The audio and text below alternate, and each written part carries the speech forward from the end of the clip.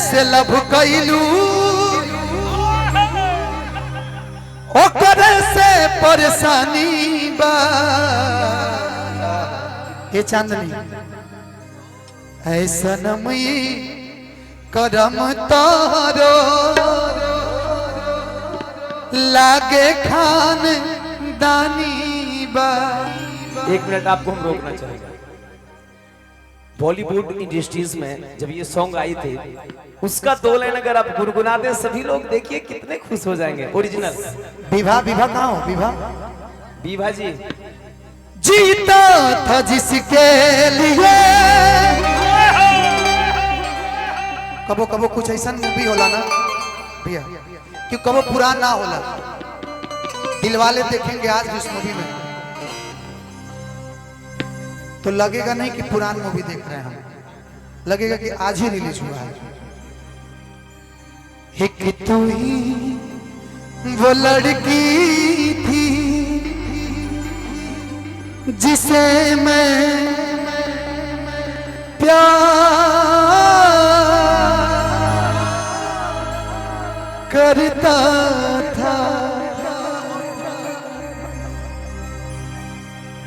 ना ना कितनी मोहब्बत है मेरे दिल में, कैसे दिखाऊं उसे, कैसे दिखाऊं उसे। दीवानगी ने पागल किया है, कैसे बताऊं उसे, कैसे बताऊं उसे।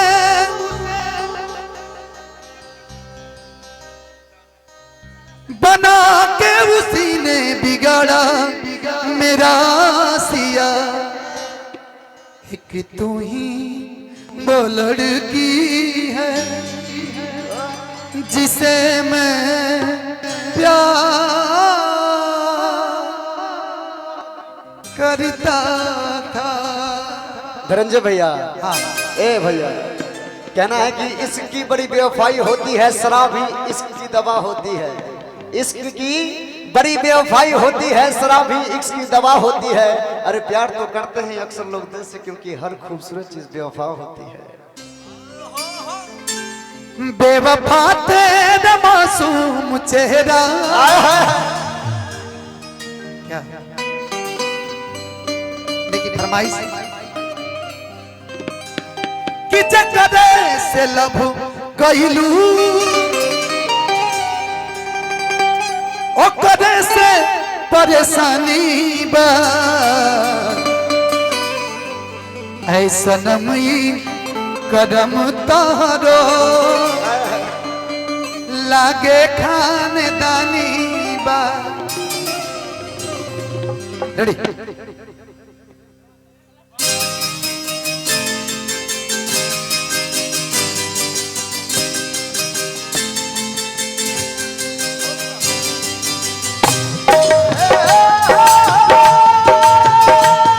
एज वाला जी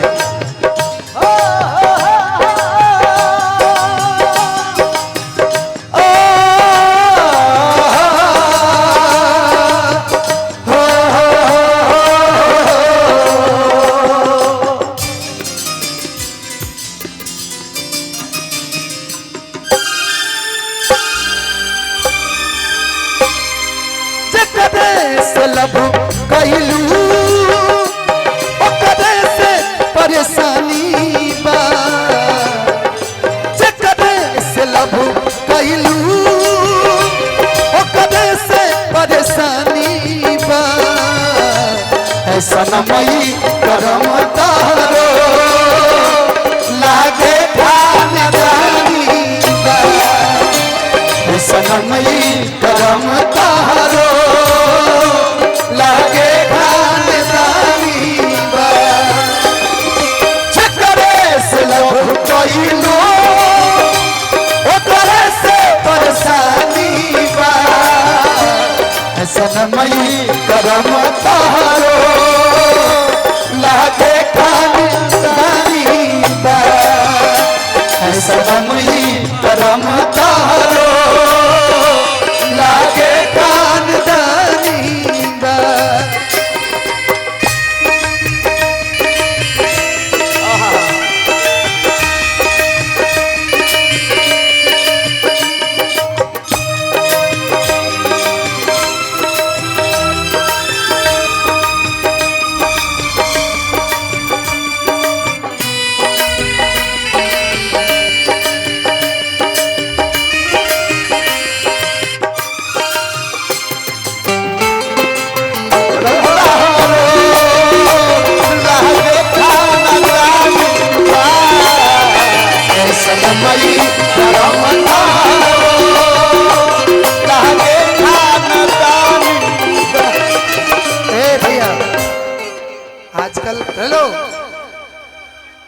प्यार के मुद्दा गरम मानिल भैया जी, दिलीप भैया।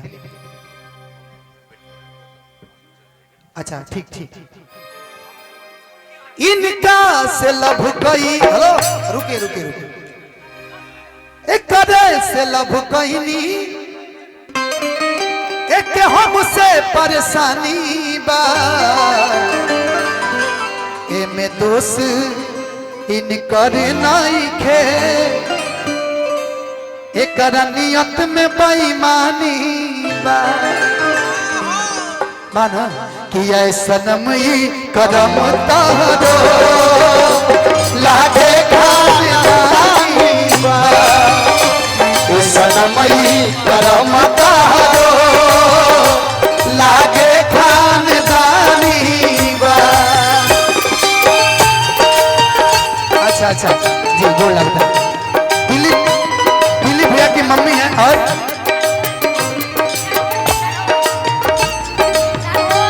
अच्छा सरभोज जी, अच्छा मम्मी जी है, अच्छा थैंक यू।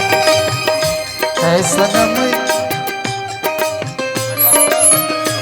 बेवफा तेरा यूं मुस्कुराना भूल जाने की काबिल नहीं है, भूल जाने की काबिल नहीं है। हेलो हेलो हेलो, रुकिए रुकिए। अच्छा साली जी, अब हम तो मजाक नहीं